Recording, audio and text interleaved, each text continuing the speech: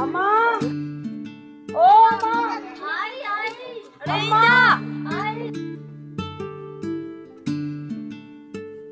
कुजाड़ो दिए सुखा आई अम्मा साग कुजाड़े जो रथिया दिया लोड में दिस भला कोकला ऐं काचरी हूंदियूं उहे खणी चाड़े।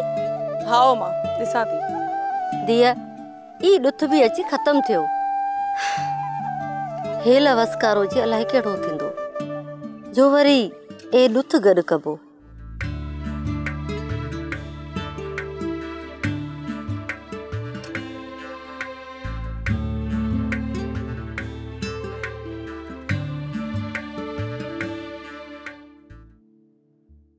अम्मा पाण मुरादो केड़ियूं थी कबरूं करें। अबा चवां थी त पा आयूं ककर जे आसरे। अबा मींहं जूं ॿकणियूं पवनि थियूं त ॾुथ पन पाणी थियो पवे।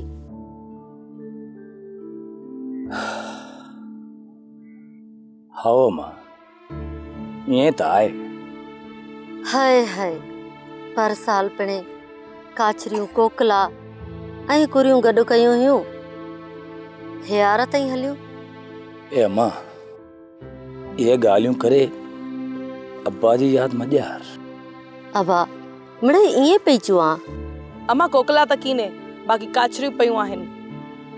बेना झट करे ॾाढी बुख लगी अचे माल जो भी वारो करणो आहे। मोह जा भूरल भा इजो थी मानी खड़े वठा तू तेसी हेकी पखाल पानी जी भरे अच। है ना बुख विचा मोक ना दिख कौन थी चरे। अम्मा सुखा बुरे भाजी वाकिफ की नाही मानी दारा कम लाए चुरंदो ही की न। ए अम्मा हाणे तो भी मुंह मथा चित्र थी करी। अबा सच थी चवां इन में चित्र जी केड़ी गाल आ। आओ पर अम्मा काके मुखी वारे केड़ी वरंदी दिनी। अबा ए पटेल वट गाल आहे पर भाया थी त कम पक्को आहे। अज सुबह मां मिठाण विराईंदासी। ये सच्ची है अम्मा।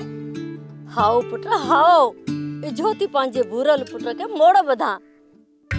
मोड़ बधो भाऊ मोड़ बधो मुझे भूरल के मोड़ बधो अधी मोड़ बधो मुझे भूरल के मोड़ बधो। सोप सीरियल सारंग जा तमाम एपिसोड्स ॾिसो HD क्वालिटी में। विजिट करियो असांजो YouTube channel Sindh TV HD drama. Subscribe कयो असांजो official YouTube channel Sindh TV HD drama ऐं वधीक अपडेट लाइ बेल आइकन खे क्लिक करियो।